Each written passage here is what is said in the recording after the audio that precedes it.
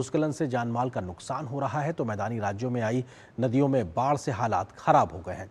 संबंधित राज्य सरकारों सहित राहत और बचाव की एजेंसियां युद्ध स्तर पर बचाव अभियान में लगी हुई हैं, लेकिन खराब मौसम लगातार परेशानी का सबब बना हुआ है। इस बीच दिल्ली में भी यमुना नदी में बाढ़ आ गई है, जिसके चलते निचले इलाकों से बड़ी संख्या में लोगों को सुरक्षित स्थानों पर पहुंचाया गया है।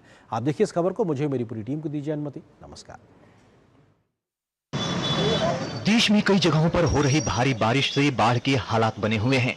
पहाड़ों पर हो रही बारिश से कई जगह भूस्खलन से रास्ते भी बंद हो गए हैं। उत्तराखंड, हिमाचल प्रदेश, पंजाब सहित कुछ दूसरे राज्य बाढ़ से सबसे अधिक प्रभावित हैं। उत्तराखंड में भारी बारिश और उससे हो रही भूस्खलन की घटनाएं थमने का नाम नहीं ले रही हैं। प्राकृतिक आपदा से जनजीवन अस्त व्यस्त हो गया है। सरकार लोगों की सुरक्षा और राहत बचाव कार्यों में जुटी हुई है। मौसम विभाग ने देहरादून और उत्तरकाशी के लिए भारी बारिश का रेड अलर्ट जारी किया है, जबकि रुद्रप्रयाग, चमोली, टिहरी और बागेश्वर के लिए ऑरेंज अलर्ट जारी किया गया है। देहरादून में मंगलवार को 12वीं कक्षा तक के सभी स्कूल बंद रहे। एहतियात के तौर पर चारधाम यात्रा पर आगामी शुक्रवार तक अस्थायी रूप से रोक लगा दी गई है।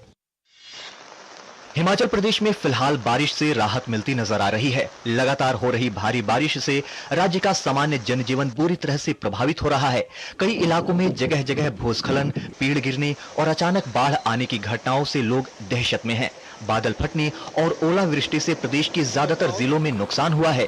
प्रदेश आपदा प्रबंधन प्राधिकरण के अनुसार पूरे प्रदेश में 5 राष्ट्रीय हाईवे सहित 788 सड़कों पर यातायात बाधित हुआ है।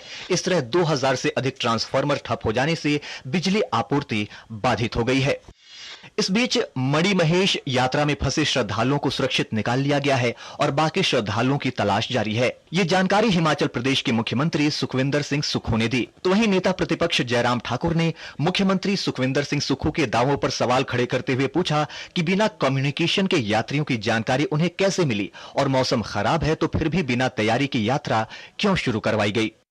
पहले चरण में 32-3.5 हजार जो मणिमहेश जा रहे थे उनको वापस लाया गया भरमौर, और भरमौर में तकरीबन कोई 10 से 12 हजार के करीब श्रद्धालु फंसे थे, जिसमें से तकरीबन 5,500 श्रद्धालु हमने बसों के माध्यम से भेज दिए और छोटी गाड़ियों के माध्यम से भेज दिए। सरकार ने उन्हें आने जाने की पूरी व्यवस्था की। जब मालूम था कि मौसम खराब है, हालात अच्छे नहीं हैं, तैयारी किस तरह की होनी चाहिए थी, लेकिन उसके बावजूद बिना तैयारी के यात्रा शुरू कर दी। और यात्रा में जब 15,000 लोग वहां पर फंस गए, जिसमें मुख्यमंत्री स्वयं कहते हैं कि 10,000 लोगों को हमने निकाल दिया, इसका मतलब अभी भी 5,000 के लगभग लोग जो है वहां पर आगे पीछे कहीं संकट में हैं। दिल्ली एनसीआर में पिछले कुछ दिनों से लगातार बारिश हो रही है। दिल्ली के कई हिस्सों में भारी बारिश के कारण जल भराव हो गया है। कई इलाकों में बाढ़ जैसे हालात बन गए हैं। प्रभावित क्षेत्र के लोगों के रहने के लिए सुरक्षित जगहों पर टेंट लगाए गए हैं। चिकित्सीय सुविधाओं के साथ खाद्य सामग्रियों का भी पूरा इंतजाम किया जा रहा है। इस दौरान दिल्ली की मुख्यमंत्री रेखा गुप्ता खुद राहत कार्यों का जायजा लेने पहुंची और उन्होंने लोगों को हर संभव मदद का आश्वासन दिया। बारिश होने के बावजूद भी और पानी का पीछे से हथनीकुंड से इतना पानी छोड़े जाने के बावजूद भी दिल्ली की स्थिति पूरी तरीके से कंट्रोल में है। केवल यमुना फ्लड प्लेन में ही पानी का प्रवाह है। ओडिशा के बालासोर में सुबह से हुई भारी बारिश के कारण कई जगहों पर जल भराव हुआ। हरियाणा के अंबाला में लगातार भारी बारिश के कारण आवासीय क्षेत्रों में जल भराव देखा गया। तो वहीं उधमपुर के कई हिस्सों में तेज बारिश हुई। तो वहीं उत्तर प्रदेश के मुरादाबाद में गंगा नदी का जलस्तर बढ़ने से बाढ़ आ गई है। बाढ़ का पानी निचले इलाकों में घुस गया है। Bureau report, DD news.